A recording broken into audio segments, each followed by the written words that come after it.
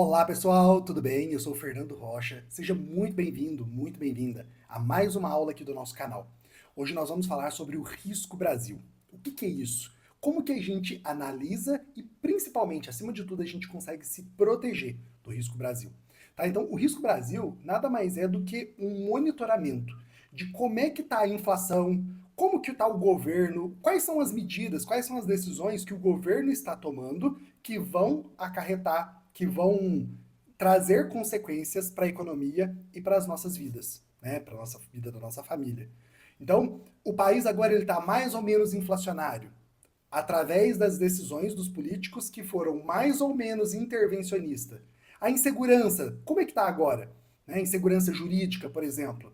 Estão mudando as leis? Como que tá as decisões? Questão tributária, como que tá para fazer negócios? Está mais ou menos difícil? Estão aumentando a liberdade ou diminuindo a liberdade de você poder ter relações comerciais, seja internamente ou fora do Brasil?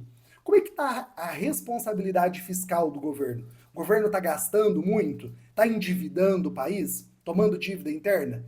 Porque se eu tomo dívida e eu tenho uma taxa de juros maior, isso faz com que o governo pague mais juros para aquele rentista, para aquela pessoa que ele tomou emprestado dinheiro.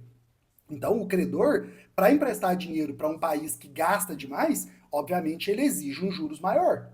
Emprestar para o Brasil é uma coisa, eu vou exigir um juros muito maior do que emprestar para os Estados Unidos, por exemplo. Porque eu sei que a moeda é mais forte, a economia é mais estável.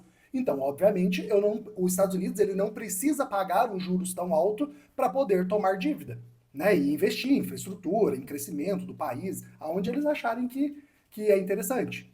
Então, esse risco político da própria política monetária, que a gente já viu em outra aula, acarreta justamente pelas tomadas de decisão de quem está no governo atual. Porque o Estado, ele fica, mas o governo ele é transitório. Então você tem governo mais pró ou menos, né, pró-mercado, mais ou menos intervencionista, mais ou menos a favor da liberdade. Então tudo isso contabiliza o nosso risco país.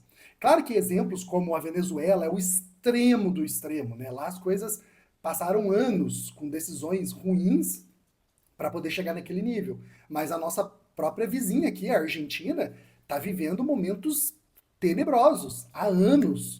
Eles estão passando por inflação assim né, desregulada, desenfreada mesmo, o dólar disparando, o dólar na cotação oficial, câmbio paralelo. Então vira uma coisa que a população dificilmente, a população sofre, né? Ela não consegue se proteger tanto, a não ser que você já tivesse tomado uma parte do teu patrimônio dolarizada, ou Bitcoin, né? Enfim. Então, quando você tem um cenário desse, mesmo os melhores negócios, eles sofrem a porrada. A Bolsa da Argentina desvalorizou bastante, né? Mundialmente falando. Por mais que quem tivesse o capital na Bolsa da Argentina, a Bolsa valorizou, porque ali são ativos reais, que te protegem da inflação. Perante ao mundo, a Argentina empobreceu. O dinheiro deles hoje vale menos. Então, políticas ações políticas, elas geram consequências. E as consequências, conforme a gente já falou, elas não vêm imediata. Você leva anos na economia para as consequências da tomada de decisão daquele governo apareça. Então, você cria insegurança ao investimento, porque o mercado ele gosta de previsibilidade. O mercado ele não gosta de insegurança, de você não saber qual o terreno você está pisando.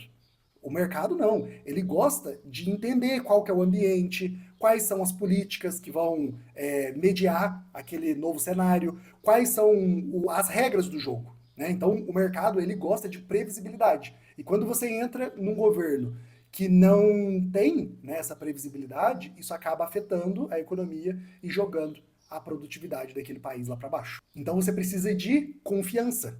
Confiança em todos os agentes. Quanto mais confiança, melhor vão ser o terreno, aquele cenário, para que você consiga fazer negócios e crescer a economia.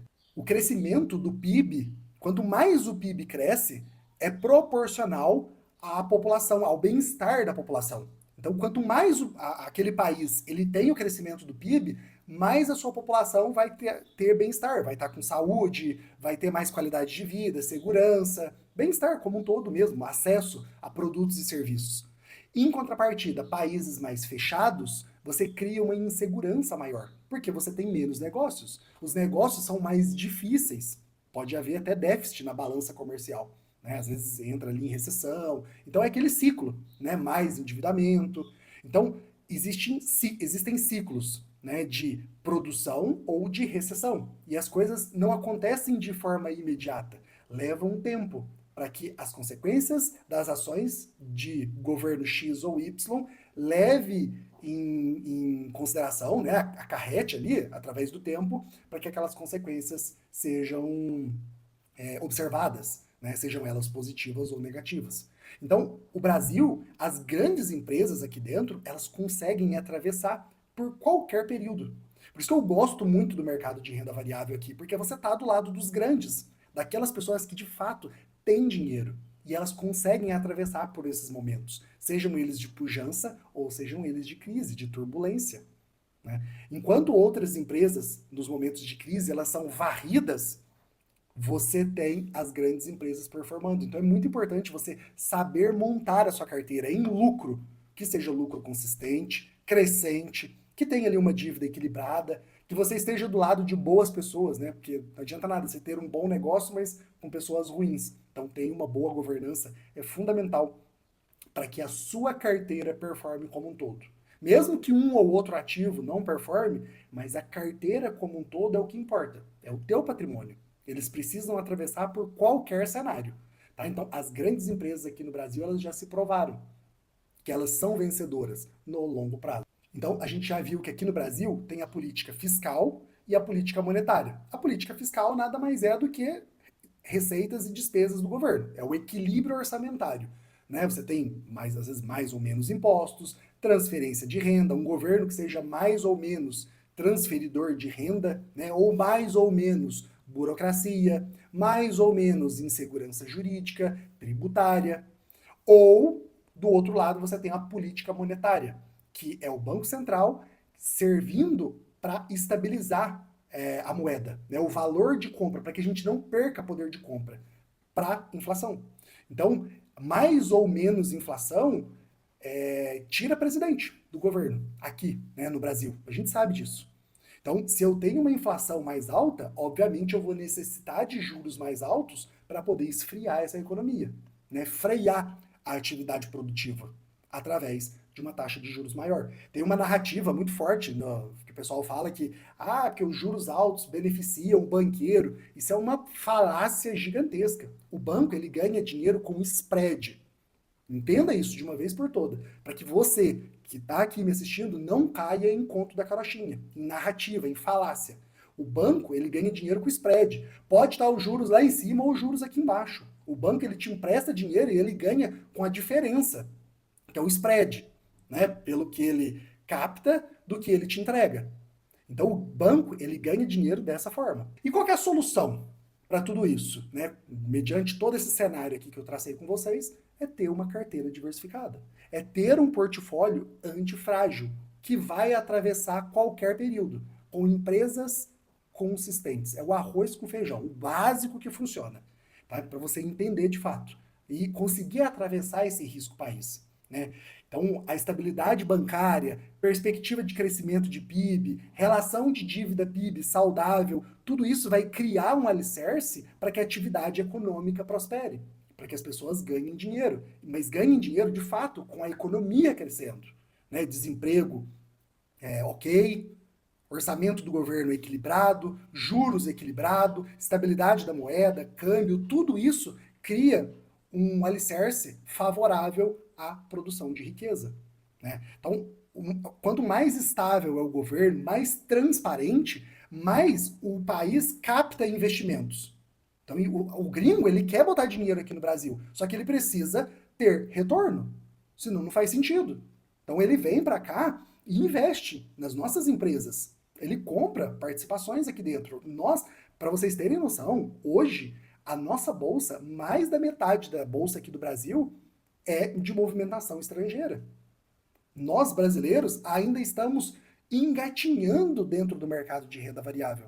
Né? Lá nos Estados Unidos, mais de 50% da população investe na bolsa, no mercado produtivo deles. Aqui no Brasil é 2%, algo em torno disso. Então é fundamental a gente começar a investir em quem produz de fato, né? Então, eu vou traçar aqui com vocês basicamente dois cenários, tá? O cenário 1, ele tem iniciativas que geram problemas orçamentários. Tá? Então, se tem iniciativas, tomadas de decisões do governo que geram problemas orçamentários, ou seja, desequilíbrio fiscal nas contas públicas, governo que gasta demais, né, ou endivida o país, aí, claro, se ele gasta muito, ele tem que aumentar impostos. E aí você mata a atividade produtiva. Então, eu gero inflação. Se eu gasto muito e eu endivido o país, eu começo a gerar inflação. E, por consequência, diminuição do poder de compra da moeda. O câmbio começa a subir, porque o dólar dispara. Mas às vezes o dólar nem dispara por força do dólar, mas sim por depreciação do real. Ou pode acontecer os dois, enfim. Então, se eu tenho inflação disparando, o Banco Central ele precisa elevar os juros.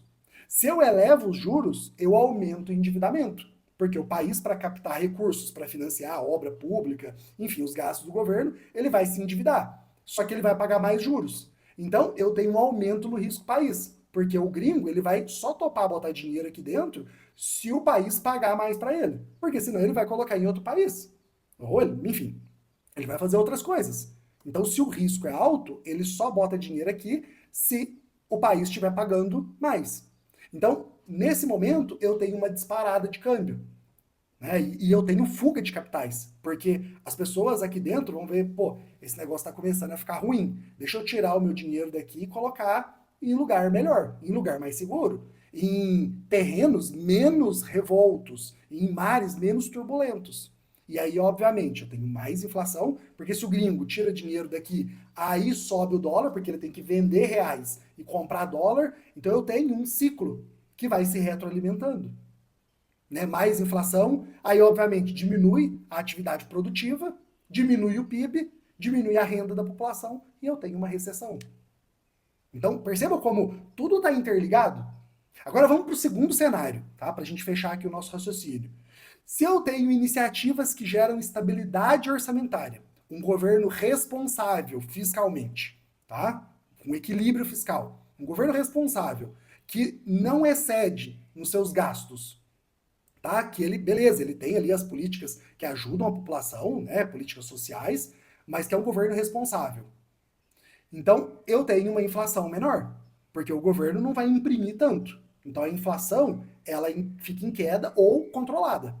Se eu tenho uma inflação controlada, obviamente eu tenho estabilidade da moeda. E aí os juros, eles não precisam subir, eles ficam equilibrados. Então eu não tenho endividamento crescendo.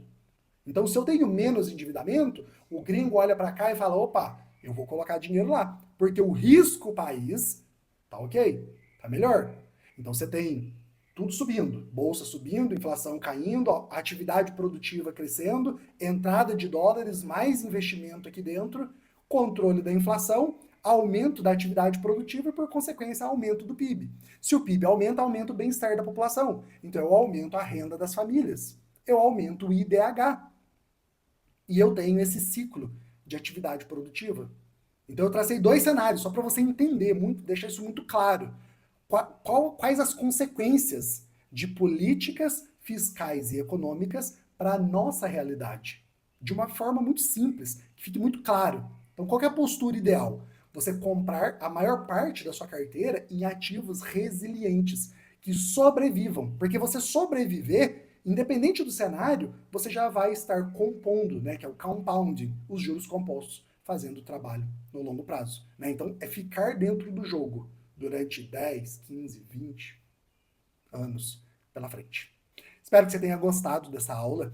Se não curtiu ainda, já curte aqui o vídeo, deixa um comentário sobre o que você achou dessa aula e a gente se vê na próxima aula. Um grande abraço. Tchau, tchau!